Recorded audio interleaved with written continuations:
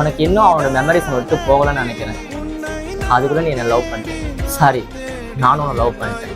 இல்லடா, நான் எல்லாத்தையுமே மறந்துட்டேன். இப்போ சொல்கிறேன், உங்கள் ஃபர்ஸ்ட் லவ்வில் ஏதோ ரீசெண்டாக உங்களுக்கு பிரேக்கப் ஆகிடுச்சு. உங்கள் செகண்ட் லவ்வில் உங்கள் லைஃப்பில் உங்களுக்குன்னு ஒரு பர்சன் வராங்கன்னா உங்கள் பாஸ்டில் நடந்த எல்லா விஷயத்தையும் மறந்துட்டு அவனுக்கு உண்மையாக இருங்க. அது பொண்ணுங்களுக்கும் சரி பசங்களுக்கும் சரி. வலிக்குது, அது மறக்க முடியலன்னா செகண்ட் லவ்வும் வேணாம், செகண்ட் பர்சனும் வேணாம். இதால் அந்த பொண்ணுக்கும் கஷ்டம், அந்த பையனுக்கும் கஷ்டம். பாய்.